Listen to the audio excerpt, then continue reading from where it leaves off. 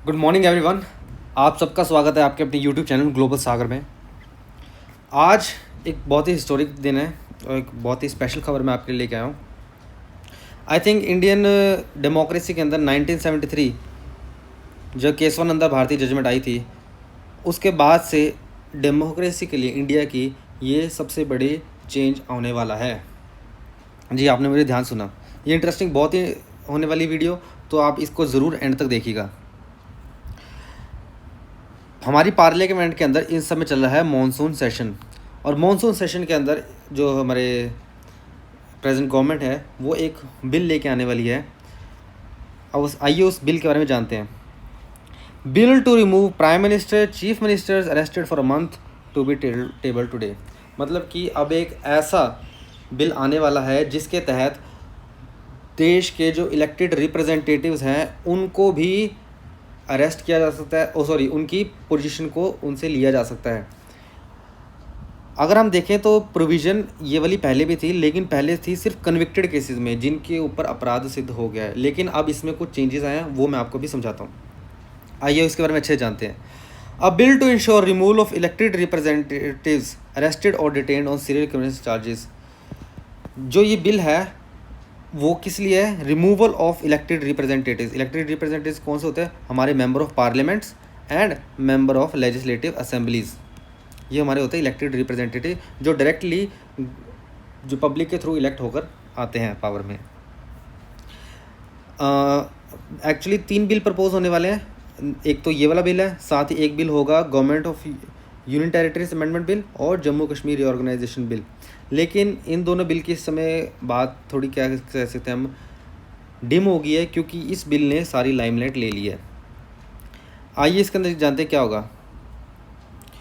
इस बिल का कहना है कि कोई भी मिनिस्टर हो, अगर इधर प्राइम मिनिस्टर, कोई भी union minister, chief minister cabinet में कोई मिनिस्टर हो, यूनियन टेरिटरी के अंदर हो, अगर कोई भी अरेस्ट हो चुका है और वो अगर 30 दिन से ज़्यादा कस्टडी में रह चुके हैं तो उनको 31वें दिन ऑटोमेटिकली अपनी पोजीशन से रिमूव कर दिया जाएगा। ये है इस बिल की मेन प्रोविज़न। क्योंकि पहले भी ऐसे हमारे पास रूल थे, लेकिन वो होते थे सिर्फ कन्विक्टेड लोगों के लिए, जो कन्विक्ट हो चुके। कन्विक्ट का मतलब जिनको कोर्ट सज़ा सुना चुका है, पनिशमेंट जिनको दी जा चुकी है आइदर जेल की या कोई फ़ाइन की, तभी उनको रिमूव किया जाता। लेकिन अब जो बदलाव आया है वो ये है कि आप सिर्फ अगर अरेस्टेड हो और 30 दिन से ज़्यादा कस्टडी में आप रह चुके हो तो ऑटोमेटिकली आपकी पोजीशन आपसे ले ली जाएगी। 31 डे को आप फिर उस पोजीशन के हकदार नहीं रहोगे।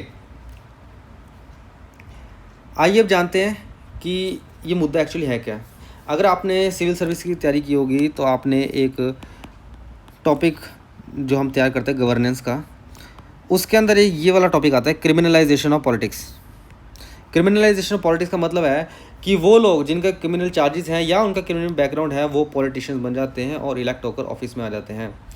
तो फ्रॉम द एथिकल ग्राउंड्स या मोरल ग्राउंड्स पे ये कम्प्लीटली गलत होता है कि एक ऐसा आदमी जो खुद लॉ का ऑफेंडर है, he comes into power to make laws for you. क्योंकि जो हमारे लेजिस्लेटर्स होते हैं उनका काम यही होता है कि लॉ को फॉर्म करना। तो जो ऑलरेडी लॉ को ब्रेक कर चुके हैं वही अगर लॉ बनाने वाली प्रोसीजर में आ जाते हैं तो इससे हमारी लॉ की जो लॉ एंड ऑर्डर की जो प्रोसेस है पूरी वो अंडरमाइन हो जाती है। अगर हम स्पेसिफिकली इंडिया की बात करें तो क्रिमिनलाइजेशन ऑफ पॉलिटिक्स एक बहुत सीरियस मैटर है। अगर हम एसोसिएशन ऑफ डेमोक्रेटिक रिफॉर्म्स की एक रिपोर्ट देखें, उसके अंदर ये पता लगा है कि 2019 के लोकसभा के अंदर 43% हमारे जो मेंबर ऑफ पार्लियामेंट्स है उनके ऊपर क्रिमिनल केसेस हैं, और उनमें से 112 MPs, ऑलमोस्ट उनका 20% जो है उनके पास सीरियस क्रिमिनल चार्जेस लगे हुए हैं, जैसे कि rape, murder, attempt to murder, kidnapping, crimes against women. मतलब कि एक काफ़ी मेजर चंक ऑफ लेजिस्लेटर्स जो हैं वो सीरियल क्रिमिनल बैकग्राउंड से हैं, एंड वो इस समय हमारे सबसे टॉप जो लॉ मेकिंग बॉडी उसके मेंबर हैं, जो कि बिल्कुल ही अनएक्सेप्टेबल होना चाहिए था। कई सालों से इसके ऊपर कोई बात नहीं कर रहा था, क्योंकि यूजुअली जो लॉ बनाने वाले हैं वो खुद ही लॉ तोड़ने वाले हैं। तो वो चाहते ही नहीं थे कि कोई ऐसी नियम कानून आए जिससे उनकी खुद की गद्दी खतरे में हो। लेकिन प्रेजेंट गवर्नमेंट को हमें काफ़ी सैल्यूट देना पड़ेगा इसके लिए कि उन्होंने ये रिस्क लिया, क्योंकि काफ़ी बड़ा रिस्क है। अगले इलेक्शन में उनको काफ़ी ज़्यादा नुकसान हो सकता है, कई लोग इससे नाराज़ भी होने वाले हैं।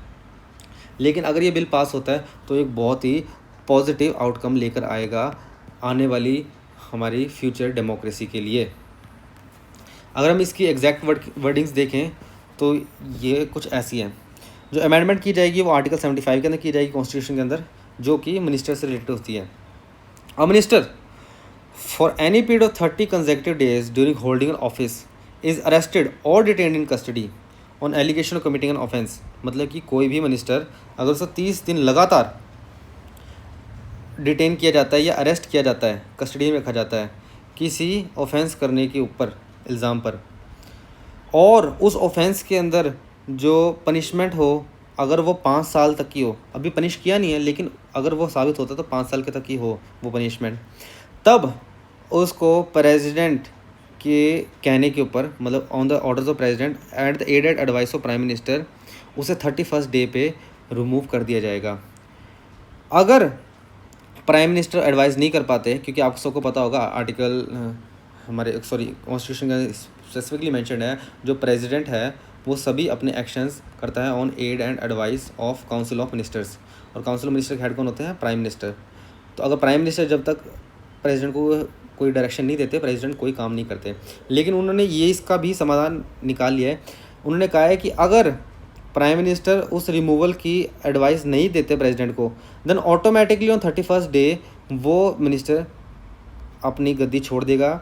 ही shall cease to be a minister from the day following thereafter. मतलब 31वें दिन ऑटोमेटिकली उनकी जो मिनिस्टरशिप है वो उनसे छीन ली जाएगी। अब थोड़ा और इसके बारे में जानते हैं। हमारे जो इंडिया के, जैसे मैंने को बताया, काफ़ी ज़्यादा बड़ा इतिहास रहा है क्रिमिनलाइजेशन ऑफ पॉलिटिक्स का, और पिछले कुछ केसेस के अंदर रिसेंटली, जैसे कि 2024 के अंदर अरविंद केजरीवाल का अरेस्ट हुआ था, तब भी उन्होंने 5 महीने वो जेल के अंदर रहे थे, लेकिन उन्होंने अपनी जो सीएम की पोस्ट है वो नहीं छोड़े थे, जिस वजह से एक गवर्नेंस पैरालिसिस आ जाता है। इफ़ेक्टिवली वो जो भी कॉन्स्टिट्यूंसी या स्टेट है वो गवर्न नहीं हो पाती, और काफ़ी ज़्यादा केओस आ जाती है वहाँ के लॉ एंड ऑर्डर मैकेनिज्म के अंदर, क्योंकि जो हेड है वो ऑलरेडी लॉक्ड अप है, तो वो अच्छे से डिसीजन ले नहीं पाते, जिस वजह से सारा केओस क्रिएट हो जाता है। सेम केस हुआ था तमिलनाडु के अंदर।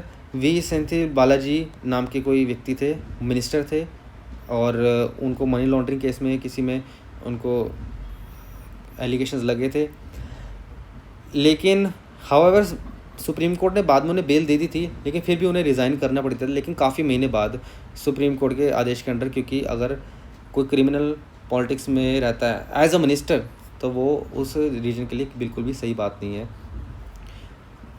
और क्योंकि ये 2 केसेस से हाईलाइट हुआ था कि अगर कोई इंसान जेल के अंदर भी है और वो अपनी पोजीशन को वेकेंट नहीं करता, तो कितनी ज़्यादा पॉलिसी पैरालिसिस आ जाता है, वो स्टेट और वो कॉन्स्टिट्यूंसी बिल्कुल ही इनएफिशिएंट हो जाती है। तो फ्यूचर में कोई ऐसी चीज़ ना हो और गलत आदमी इलेक्ट होकर इधर ना आ पाए पॉलिटिक्स के अंदर, तो उन चीज़ों को रोकने के लिए, एक अच्छे लोगों को, गुड सिटीजन्स को लिए पॉलिटिक्स के द्वार खोलने के लिए ये स्टेप बहुत ही ज़रूरी है, और ये बिल बहुत ही कमेंडेबल है। बहुत ही पॉजिटिव आउटकम इसका आएगा अगर ये पास होता है तो। आगे बढ़ते हैं। जो एक और ख़बर है कि आप सब जानते होंगे कि यूएसए ने इंडिया के ऊपर 50% टैरिफ्स लगा दिए हैं, जो कि 27 अगस्त से इम्प्लीमेंट भी हो जाएंगे। अब क्योंकि इंडिया के ऊपर काफ़ी ज़्यादा प्रेशर है, क्योंकि यूएसए ने तो यही कहा है कि हम रशिया से ऑयल परचेज़ कर रहे हैं, इस वजह से ये टैरिफ्स लगाए गए हैं। तो पुतिन ने भी इस बात को कंसीडर किया है कि इंडिया इस समय काफ़ी ज़्यादा प्रेशर के अंदर है, तो इंडिया के प्रेशर को ईज़ ऑफ करने के लिए रशिया ने उसको 5% डिस्काउंट ऑफ़र किए अपने ऑयल के ऊपर, ताकि इंडिया उनसे कंटिन्यू रखे ऑयल परचेज़ करना, क्योंकि इस समय रशिया को भी ऑब्वियसली फंड्स की बहुत ज़्यादा ज़रूरत है, और वो इस समय अफोर्ड नहीं कर सकता कि इंडिया जैसा बड़ा बायर जो करंटली $68 बिलियन का ट्रेड कर रहा है, वो रशिया से ऑयल परचेज़ करना बंद कर दे। तो रशिया का भी काफ़ी बड़ा इंटरेस्ट है इंडिया के अंदर, और वो नहीं चाहेगा कि वो अपना इतना स्ट्रेटेजिक पार्टनर को लूज़ कर दे। तो उन्होंने भी अब यूएस ऑफर को काउंटर करते हुए 5% अपने तेल पे डिस्काउंट इशू किया है। इसके अंदर अगर हम जाने, despite the political situation approximately same level oil will be imported by India. तो ये एक्चुअली जो ग्रीवा हैं ये रशिया के रिप्रेजेंटेटिव हैं इंडिया के अंदर, और उन्होंने कहा है कि एक्चुअली उन्होंने ये मेंशन किया था कि 5% डिस्काउंट दिया जाएगा, वो नेगोशिएशंस वगैरह उनकी होंगी, बट ये एक्चुअली पॉजिटिव मूव है। इससे यूएसए को भी एक क्लियर कट सिग्नल जाएगा कि सिर्फ उनके टैरिफ्स लगाने से इंडियन इकोनॉमी इफेक्ट नहीं पड़ता, इंडियन इकोनॉमी को सपोर्ट करने वाले और भी काफ़ी लोग हैं, और सारी इकोनॉमीज़ इंटरमिंगल्ड होती हैं। अगर कोई यूनिलेटरी सैंक्शंस लगाता है किसी के ऊपर, तो वो स्पेसिफिकली उसी देश को सबसे टारगेट करेगा, उसी देश को सबसे नुकसान करेगा। इस केस में वो कौन सा देश है? यूएसए। जो रेकलेसली यूएसए सभी देशों के ऊपर टैरिफ्स लगा रहे हैं, उससे अल्टीमेट जो लॉस होने वाला है वो यूएस के कंज्यूमर्स का ही होने वाला है, और किसी का कुछ नहीं होगा, क्योंकि बाकी सभी अपने ऑल्टरनेटिव ढूंढ लेंगे, लेकिन यूएस कंज्यूमर्स के पास कोई ऑल्टरनेटिव नहीं होगा, जो कि ट्रंप को आने वाले इलेक्शंस में भी पता लग जाएगा अपनी पॉलिसीज़ का नतीजा। और आज की लास्ट खबर, जो कि थोड़ी शॉकिंग भी है, कि जो दिल्ली की चीफ मिनिस्टर है रेखा गुप्ता, उनके ऊपर किसी पर्सन ने अटैक कर दिया। वो जनसंवाद कर रही थी, जिसके अंदर वो आम लोगों की सुनवाई करती है, उनकी कंप्लेंट्स लेती है, और उसके अंदर ये शख्स हैं जिनका नाम है कुछ राजेश भाई खिमजी भाई सक्रिया, जो कि गुजरात से हैं, और उन्होंने इनके ऊपर अटैक किया, उनको धक्का दिया, और इनके ऊपर अब अटैम्प्ट टू मर्डर के चार्जेस लगे हैं भारतीय न्याय संहिता के तहत, और इनके ऊपर डेफिनेटली ट्रायल चलेगा। कुछ रिपोर्टर्स का मानना है कि जो इस समय सुप्रीम कोर्ट का ऑर्डर है डॉग्स को शेल्टर्स में डालने का, ये उस बात से ले खफा थे, और शायद इनको पता नहीं होगा कि इसमें रेखा गुप्ता जी का तो कोई भी हाथ नहीं है। सुप्रीम कोर्ट एक अलग बॉडी है, एंड गवर्नमेंट जो होती है वो एक अलग बॉडी है।